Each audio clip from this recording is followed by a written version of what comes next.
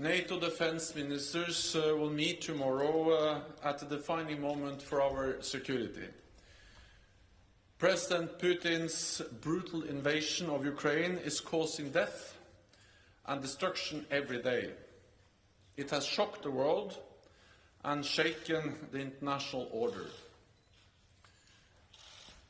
For months, we have exposed Russia's long list of lies. They claimed they did not plan to invade Ukraine, but they did. They claimed they were withdrawing their troops, but they sent in even more. They claim to be protecting civilians, but they are killing civilians. Now, they are making absurd claims about biological labs and chemical weapons in Ukraine. This is just another lie, and we are concerned that Moscow could stage a false flag operation, possibly including chemical weapons. The Ukrainian people are fighting bravely, defending their homes and their future, and we must support them. Tomorrow we will be joined by the Ukrainian Defense Minister Alexei Reznikov and our other partners Georgia, Finland, Sweden and the European Union. The whole world has condemned this senseless war. NATO allies, the European Union and other countries have introduced unprecedented sanctions on Russia. For many years, NATO allies have trained tens of thousands of Ukrainian troops. Many of them are now fighting on the front lines. Allies have also provided significant quantities of critical equipment, including anti-tank and air defense weapons, drones, ammunition and fuel. This training and equipment is helping Ukraine to defend itself. Ukraine has a fundamental right to self-defense enshrined in the UN Charter, and NATO allies and partners will continue to help Ukraine uphold that right by providing military equipment and financial and humanitarian assistance. NATO's core task is to protect and defend all allies. We have responded to this crisis quickly, activating our defense plans, raising our readiness, and deploying the NATO response force for the first time for collective defense. There are now hundreds of thousands of forces on heightened alert across the alliance. 100,000 US troops in Europe, and around 40,000 troops under direct NATO command, mostly in the eastern part of the alliance. Backed by major air and naval power, as well as air defenses.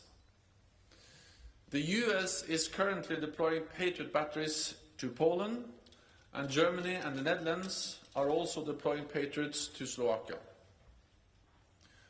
All of this sends an unmistakable message. An attack on one ally will be met with a decisive response from the whole alliance. Russia's invasion of Ukraine and its military integration in Belarus creates a new security reality on the European continent. So we need to reset NATO's military posture for this new reality. Tomorrow, ministers will start an important discussion on concrete measures to reinforce our security for the longer term in all domains. On land, this could include substantially more forces in the eastern part of the alliance, at higher readiness and with more pre-positioned equipment. We will also consider major increases to our air and naval deployments, strengthening our integrated air and missile defense, reinforcing our cyber defenses, and holding more and larger exercises. I expect we will task NATO's military commanders to develop options for our Madrid summit in June. Major reinforcements of our defence will require major increases in investment. I welcome that Germany and other allies have already announced they are stepping up, and I encourage all allies to spend a minimum of 2% of GDP on defence. We must do more, so we must also invest more to protect peace and freedom and uphold our values at this critical time. And with that, I'm ready to take your questions. Okay, we'll start with CNN. Thank you. I'm wondering whether you can say whether the NATO alliance has seen evidence that China has been providing Russia with any kind of assistance that would help it on the battlefield, whether that's military equipment or MREs, food for troops, anything of that kind. And also with regard to the situation that we saw earlier this week with Russia targeting a military base very close to Poland's border, I'm wondering what you can say about the kind of red lines and whether there would be any kind of consequences if a missile, for example, were accidentally to enter NATO territory or on purpose. Thank you. So NATO's core responsibility, our main responsibility, is to protect and defend all NATO allies, 1 billion people in 30 different countries, and to ensure that we also do that now in a more dangerous security situation in Europe caused by the invasion of Ukraine by Russia. We have increased the presence in the eastern part of the alliance, we have increased the readiness of our troops, and we are deploying more capabilities, especially to the eastern part of the alliance. So an attack on one ally will trigger the response from the whole alliance, and we are there to protect and defend every inch of NATO allied territory. When we see more military activities, when we see actually fighting going on close to NATO borders, there is always a risk for incidents and accidents. And therefore we have to make every effort to prevent such incidents and accidents, and if they happen, to make sure that they don't spiral out of control and create really dangerous situations. We are very closely monitoring the airspace and the border areas around NATO, and our military commanders also have the lines to their Russian commanders to help to prevent incidents and accidents, and also prevent them from spiraling out of control if they happen. On China, so China should join the rest of the world, condemning strongly the brutal invasion of Ukraine by Russia. And any support to Russia, military support, any other type of support, will actually help Russia conduct a brutal war against an independent sovereign nation, Ukraine, and help them to continue to wage war which is causing death, suffering, and an enormous amount of destruction. So China has an obligation as a member of the UN Security Council to actually support and uphold international law, and the Russian invasion of Ukraine is a blatant violation of international law. So we call on Russia to clearly condemn the invasion and, of course, not support Russia, and we are closely monitoring any signs of support from China to Russia. We'll go to the National News Agency of Ukraine, over there. Dmitry Shkurko, National News Agency of Ukraine. Secretary General, NATO have a glorious story of supporting some countries and preventing bloodshed, for example, like it happened in Sarajevo, in Kosovo, and so on. What is the threshold for NATO when the Russian killings will overcome that threshold to NATO for direct involvement? And the short follow-up because of that, if you follow the Russian rhetorics, they are not going to stop purely in Ukraine. So that the question is, isn't the right time for NATO to intervene, to defeat and to broke the Putin's military machine while it's stick in Ukraine, while waiting when the Russian bombs will be falling to the European capitals? Thank you. NATO allies have supported Ukraine for many years, and especially since Russia invaded Ukraine for the first time back in 2014. And NATO allies like the United Kingdom, the United States, Canada have also helped to train tens of thousands of Ukrainian forces, special operation forces and other troops. And they are now bravely fighting and resisting the invading Russian forces.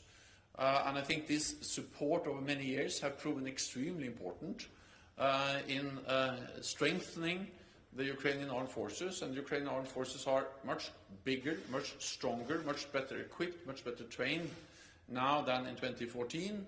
And I'm glad that NATO allies have helped to achieve that with the training and with the equipment. Then, of course, it's first and foremost the courage of the Ukrainian armed forces and the Ukrainian people and the Ukrainian political leadership that has actually enabled them to fight back, to slow down, to resist the brutal invasion conducted by the Russian Federation and which is the responsibility of President Putin. And it is President Putin who is responsible for this war. He can end this war now, withdraw all his troops now, and then engage in good faith in a political effort to find a diplomatic solution. So we are calling on President Putin to do exactly that. Then NATO's Ukraine is a highly valued partner which we have supported and continue to support, and allies are also stepping up support, partly with military equipment, partly with financial support, humanitarian support, but also by imposing the sanctions which is forcing, which are actually crippling Russian economy. Our responsibility as an alliance is to protect and defend all allies, and we are sending a clear message that we are ready to do so by increasing the presence in the eastern part of the alliance. But again, it is Russia and President Putin that are responsible for the invasion of Ukraine, and President Putin should end this senseless war by withdrawing its forces from Ukraine. Okay, Politico. Thank you. I'm Lily from Politico. Why do the US and NATO insist that fighter jets won't be helpful for Ukraine when the Ukrainians themselves say otherwise? Shouldn't it be up to the Ukrainian authorities to say what would be helpful for them? Thank you. NATO allies are providing many different types of equipment, including advanced air defense systems, which have actually helped the Ukrainians to shoot down Russian planes, Russian missiles, and the allies continue to provide support also when it comes to different types of air defense systems. But I will not go into the details of every type of supply, every type of support, exactly how and where, because I think that will just make it harder and more difficult to continue to provide this type of support. NATO allies are stepping up and providing also advanced air defense systems. Thank you. Dan Michaels, Wall Street Journal. To follow up on an earlier question, there have apparently been UAV incursions into NATO airspace. Apparently one Russian drone entered and left Polish airspace, and another one crashed in NATO territory. How do you determine when something like that is an act of aggression or an act that warrants response? And you were talking earlier about escalation. How do you ensure that something like that is handled in a way that is appropriate and doesn't get out of control? Thank you. Well, I cannot confirm the latest incidents you are referring to, but in general I can say that we are stepping up our vigilance, our presence, the way we monitor our airspace, and including by deploying new Patriot batteries to the eastern part of the alliance. And by doing that, and also through our AWACS surveillance planes and increased air policing, air patrolling, we are both increasing the capabilities we have to monitor, to track, but also to ensure that we are able to react if needed. NATO's integrated air and missile defense tracked the flight path of an object which entered Romanian airspace on Sunday. In response, Romanian fighter aircraft scrambled immediately to investigate, and the Romanian authorities and NATO are reviewing this incident, as we're also reviewing the incident that ended with the crash of a drone in Croatia. The indications we have so far on the drone that crashed in Croatia outside Zagreb is that that was not an armed attack, not an armed drone, but it just highlights that with more military activities in the air, with drones, with planes, there is a risk for incidents, accidents, and therefore we need to be extremely vigilant. We need to react when needed, and we need to make sure that we have the communications, the line of communications also with the Russians, to prevent incidents from really creating dangerous situations.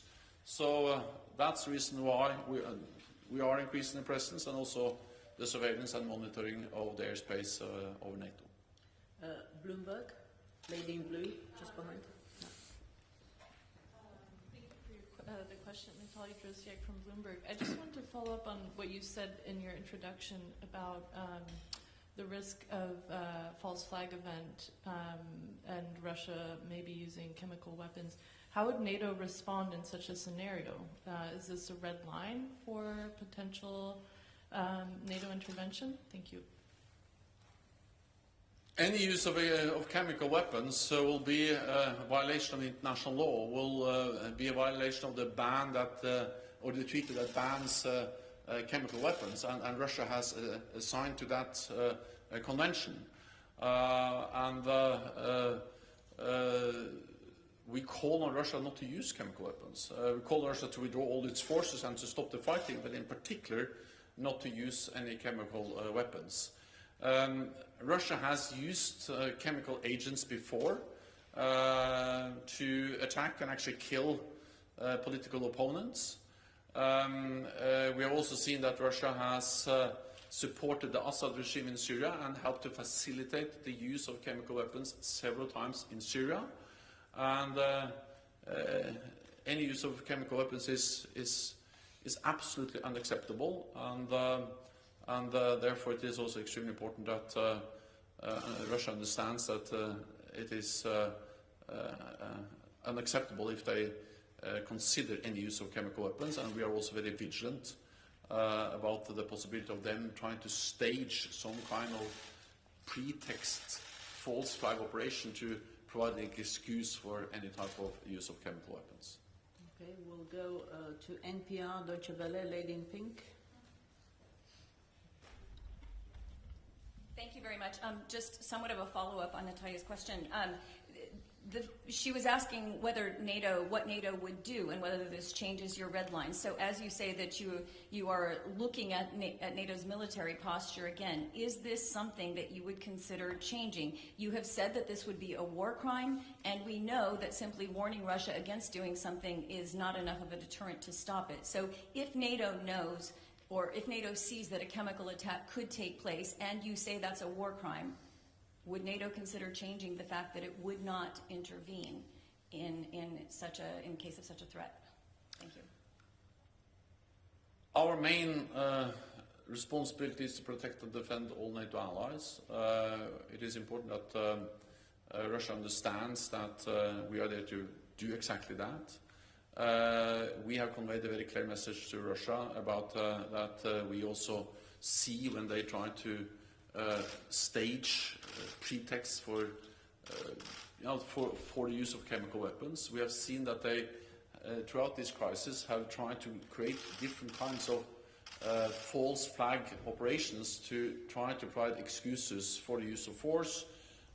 We saw that in the lead-up to the intervention, and now we have seen them accusing Ukraine and also NATO allies producing, developing chemical weapons. And that's an absolute lie, and therefore it also makes us a bit concerned about the possibility that they are actually planning to do that. The President of the United States and other allies also made it very clear that if they use chemical weapons, there will be a high price to pay. But I will not speculate about any military response from the NATO side, except for saying very clear that NATO's main responsibility is to make sure that we defend and protect all allies. DPA, gentleman in white, just behind, yeah. No, okay. Frankfurt Allgemeine Zeitung.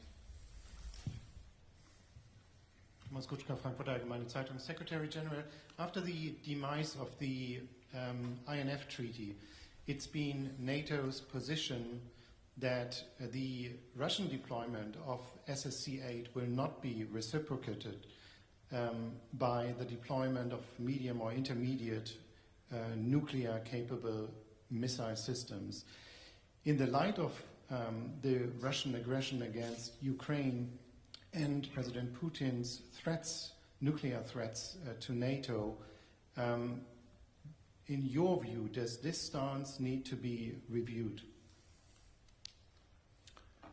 The demise of the INF Treaty was a serious setback for international arms control, because the INF Treaty, agreed in 1987, banned all intermediate range weapon systems. Then over the last years, over actually several years, we have seen that Russia has deployed a new missile which violates this treaty, and then that led to the demise of the treaty a few years ago. We have stated from the NATO, and Russia has deployed these weapons over now several years, the SSC-8. We have made it clear that we will not mirror what Russia does. So we have no plans to deploy nuclear-capable intermediate-range land-based systems in Europe. At the same time, we need to be able to make sure that we are able to respond and protect all allies, also in a new security environment where Russia has deployed more nuclear-capable missiles. And therefore, we have to do many things at the same time. We need to strengthen our air and missile defense. We are doing that. We need to invest more in advanced conventional capabilities, including fifth-generation aircraft. And I welcome the German decision to invest in fifth-generation aircraft.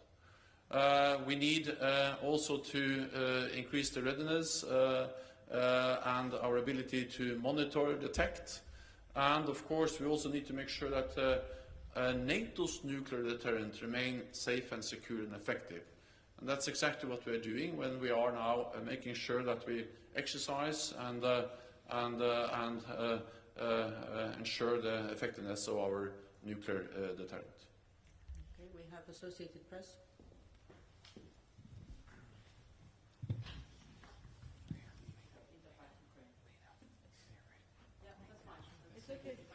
Hi, Mark from Associated Press.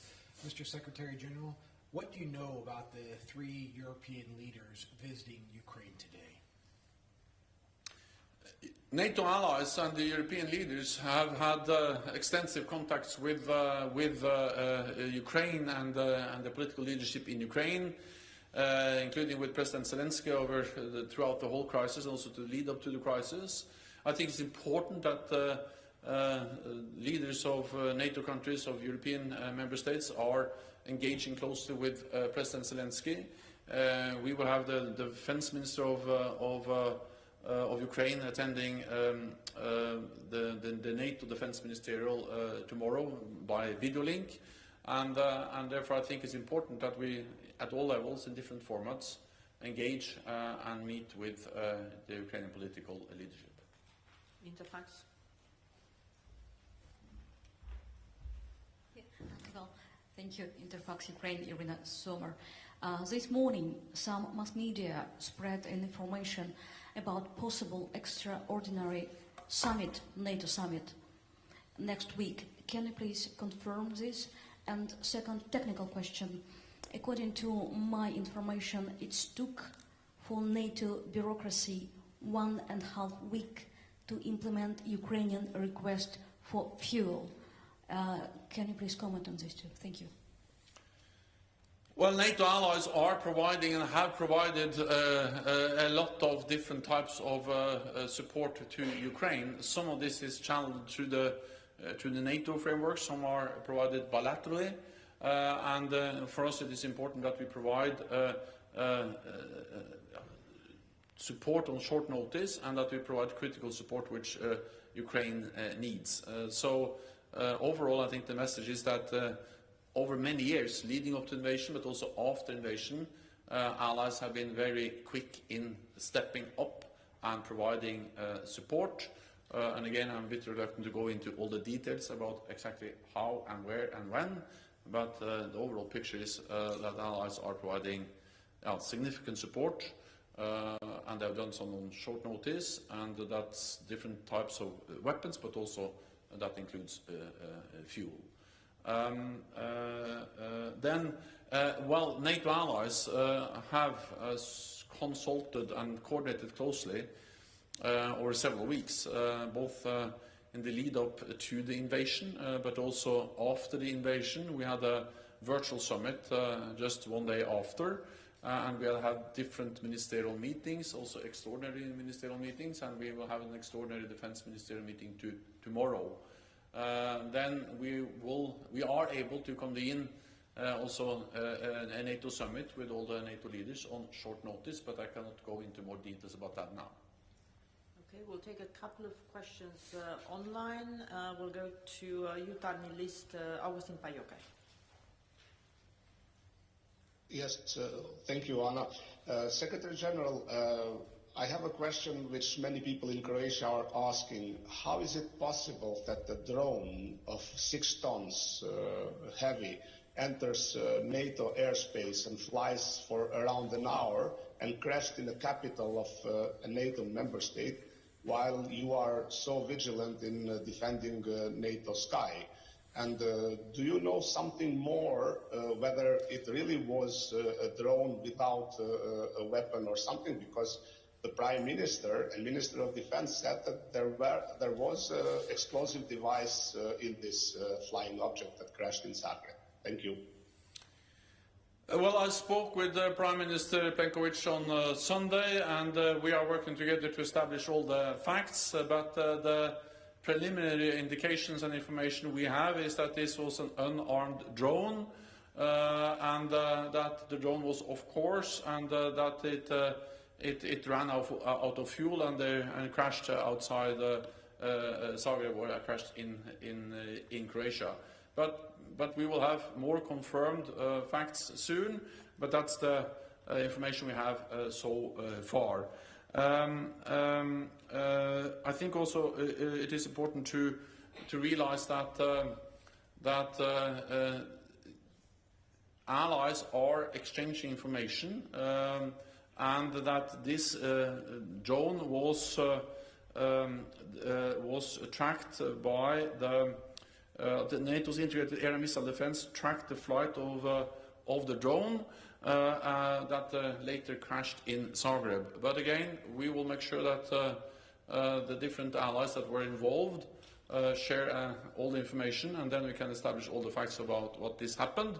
I think, if anything, it demonstrates the need to further strengthen integration, further strengthen information sharing among allies, and also to invest more and upgrade everything from radars to our presence of air and missile defense systems, and that's exactly what we do, also by deploying more Patriots in the eastern part of the alliance. Okay, we'll go to Robert Lupitu, Calea Europeană. Thank you very much for taking my question.